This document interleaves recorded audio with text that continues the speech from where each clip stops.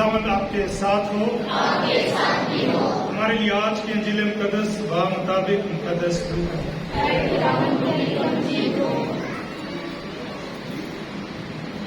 لوکا کی انجیل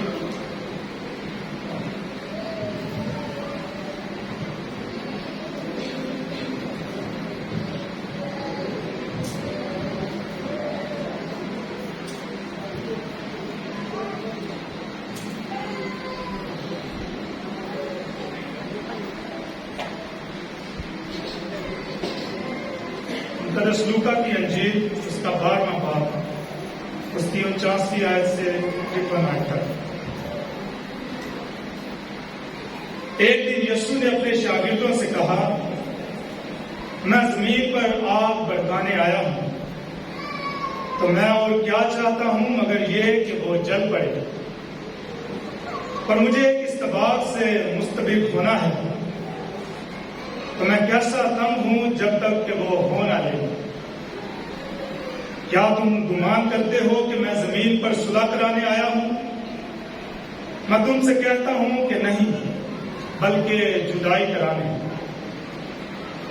کیونکہ اب سے ایک گھر کے 5 آپس میں مخالفت رکھیں گے، 3 سے 2 اور 2 سے 3 مخالفت رکھیں گے، باپ بیٹے سے اور بیٹا باپ سے، ماں بیٹی سے اور بیٹی ماں سے، ساس بہو سے اور بہو ساس سے۔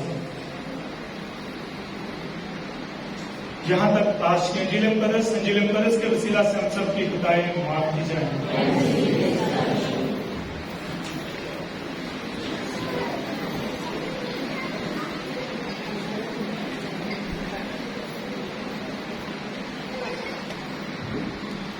آج ہم عالمگیر کلیسیا کے ساتھ مل کر اپنے لتوریائی سال کے دوران 20ویں عام اتوار کی عبادت میں شریک ہیں، اور جو دعوت کلیسیا ہمارے سامنے آج رکھتی ہے وہ ہمارے روحانی جذبے کو اور پروان چڑھنے میں مدد دیتی ہیں کہ ہم ہمیشہ خدا کے ساتھ وفادار رہیں، چاہے رستہ جتنا بھی دشوار کیوں نہ ہو، لیکن ہماری پہلی ترجیح کیا ہونی چاہیے؟ خداوند خدا۔ اس کے لیے چاہے ہمیں اپنے گھر والوں کو چھوڑنا پڑے، اپنے بہن بھائیوں کی باتیں سننا پڑے، ان سے دوری اختیار کرنا پڑ جائے، تو بھی خداوند کے رستے پر چلنے سے بریک نہیں کرنا۔ لیکن آج کی جو انجیل مقدس ہم نے سنی، اس میں ہم نے یسوع کے بڑے سخت الفاظ سنے ہیں۔ یسوع آج کی انجیل مقدس کی پہلی آیت جو شروع ہوتی ہے، اس میں یسوع بڑے واضح طور پر کہتے ہیں کہ میں زمین پر آگ بھڑکانے آیا ہوں، اور آگے کہتے ہیں اور میں کیا چاہتا ہوں، میں اور کچھ نہیں چاہتا مگر یہ کہ یہ آگ جتنی جلدی ہو سکے جل پڑے۔ ابھی سننے والا بندہ بولے کہ بھائی یسوع آج اتنے سخت الفاظ بول رہا ہے، پتہ نہیں کس بات کا غصہ ہے، لیکن یسوع کسی بات سے غصہ نہیں۔ دراصل وہ ہمیں بتانا چاہتا ہے کہ اس کا اس دنیا میں آنے کا مقصد کیا ہے، اور وہ کیا کرنے آیا تھا، اور اس کا ہم سب سے تقاضا کیا ہے۔ اگر ہم آج کے انجیل مقدس کو سمجھنے کی کوشش کریں تو یسوع نے شروع میں کہا کہ میں آگ بھڑکانے آیا ہوں۔ ہم اگر اپنے دنیاوی طور پر دیکھیں تو بہت دفعہ ہم کہہ سکتے ہیں کہ آگ جو ہے ایک منفی چیز ہے۔ آگ کا کام کیا ہے؟ جلا کر راکھ کر دینا، آگ ختم کر دیتی ہے۔ تو بظاہر دیکھا جائے تو یہ منفی چیز سمجھی جاتی ہے، اور اگر ہم یسوع کی بات کو صرف اپنی دنیاوی چیزوں کو مد نظر رکھتے ہوئے دیکھیں تو ہم بھی کہیں گے کہ یسوع شاید آج کچھ منفی بات کر رہا ہے، لیکن یسوع کچھ بھی غلط نہیں کہہ رہا، کوئی بھی منفی بات نہیں کر رہا، لیکن جس پس منظر میں وہ یہ کہنا چاہتا ہے آج ہم اس کو سمجھنے کی کوشش کرتے ہیں۔ بائبل مقدس میں جہاں کہیں بھی آگ کا لفظ آیا ہے یا آگ کی بات کی گئی ہے تو وہ ہر دفعہ کسی خاص علامت کو ظاہر کرتی ہے، کسی خاص واقعے کی نشاندہی ہے، یا کسی خاص شخصیت کی نشاندہی یا علامت ہے۔ مثال کے طور پر جب خدا موسیٰ پر ظاہر ہوتا ہے تو کس طرح ظاہر ہوتا ہے؟ جلتی ہوئی جاڑی میں ظاہر ہوتا ہے اور اسے اپنی قوم اسرائیل کی صدارت سونپتا ہے۔ کہ میں نے اپنی قوم جو مصر کی غلامی میں ہے ان کی آہ پکار کو سنا ہے، تو جا اور ان کو رہائی دلا۔ جلتی ہوئی جاڑی میں اس پر ظاہر ہوتا ہے اور اس سے کلام کرتا ہے۔ پھر جب موسیٰ اسرائیلی قوم کو لے کر آتا ہے تو ان کا سفر وعدہ کی سرزمین کی طرف ہے، تو جب رات کا اندھیرا ہوتا ہے، تاریکی چھاتی ہے، تو انہیں جب خوف اور ڈر لگتا ہے، وہ رستہ دیکھ نہیں پاتے، تو خدا آگ کے ستون میں ان پر ظاہر ہو کر ان کی رہنمائی کرتا ہے، انہیں رستہ دکھاتا ہے اور ان کی حفاظت کرتا ہے، یعنی پھر آگ کی صورت میں ظاہر ہو کر۔ جب یہودی قوم ایک اچھی قوم بن گئے، باضابطہ قوم بن گئے، تو جب وہ ہیکل میں قربانیاں چڑھایا کرتے تھے تو جو سوکھنی قربانی گزرانا کرتے تھے اسے کس سے جلایا جاتا تھا؟ آگ سے جلایا جاتا تھا۔ پھر جب الیاس نبی، اگر اس سے پہلے دیکھیں، الیاس نبی جب بال کے جھوٹے نبیوں کے ساتھ بات چیت کرتا ہے، انہیں چیلنج کرتا ہے، تو جب خدا سے دعا کرتا ہے تو آسمان سے آگ اترتی ہے اور ذبح کیے ہوئے بیلوں کو نگل جاتی ہے۔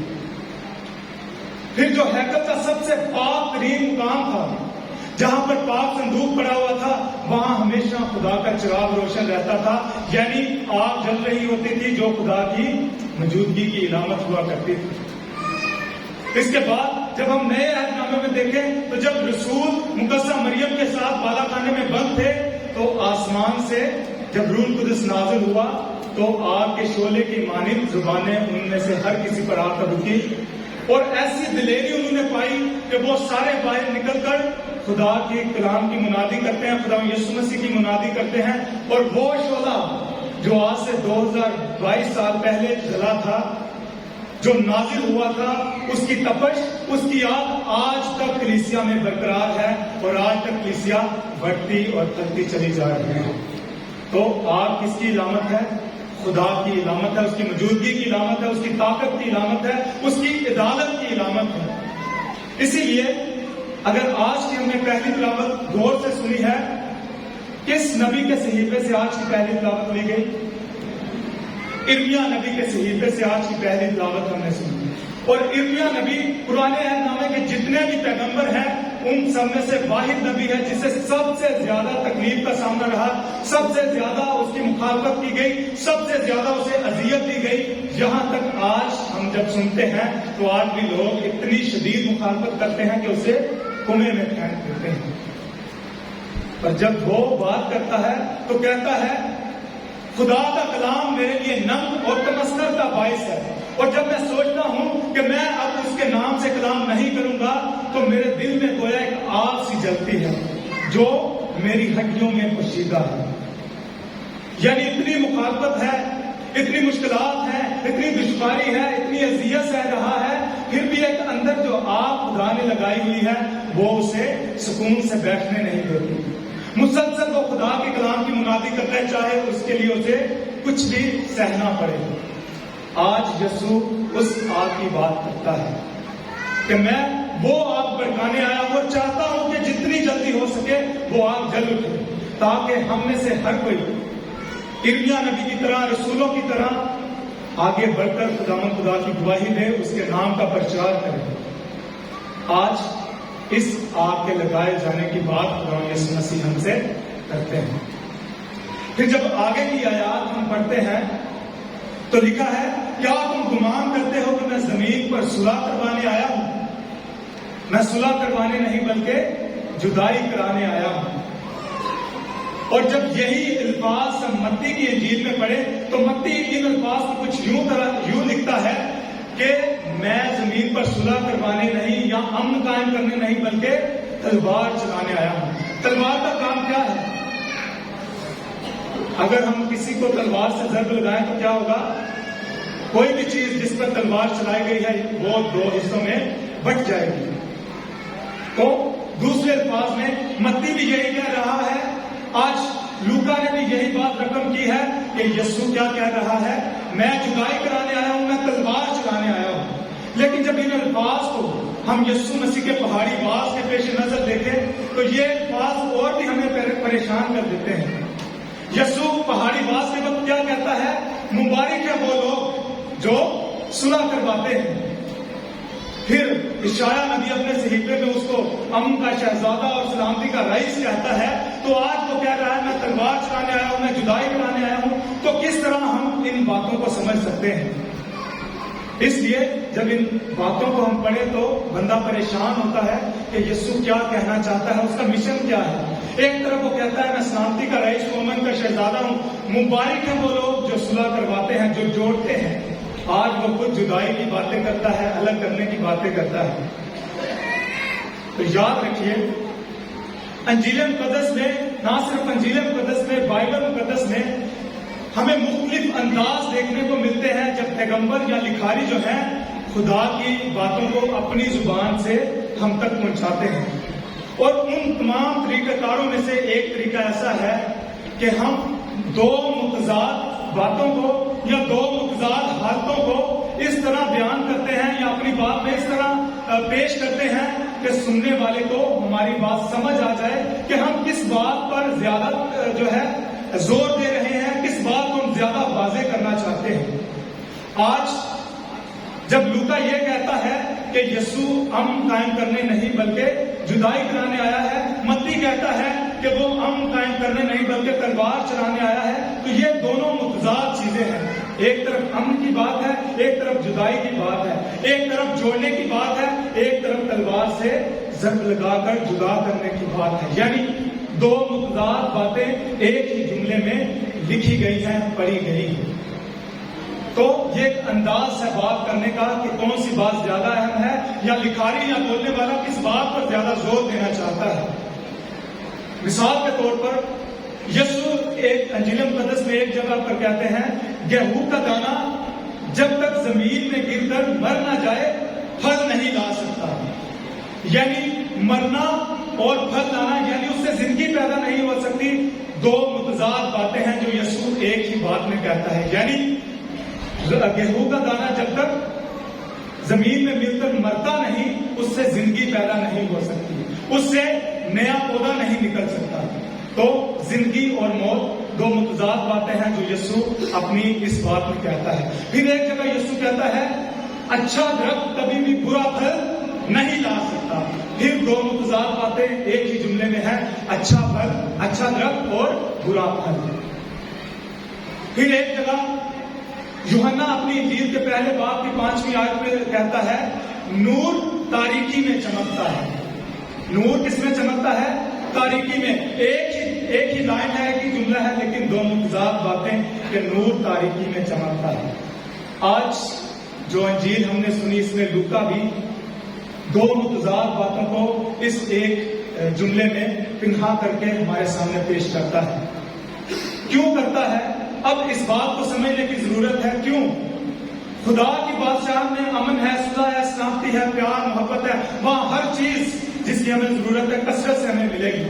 لیکن اس بادشاہ میں داخل ہونے سے پیشتر لازم ہے کہ ہم یہ ساری باتیں برداشت کریں. اگر ہم خدا کے راستے پر چلیں، اگر ہم واقعی خدا کے راستے پر چلیں تو ہمارے اپنے گھر کے افراد ہماری مخالفت میں کھڑے ہو جائیں گے.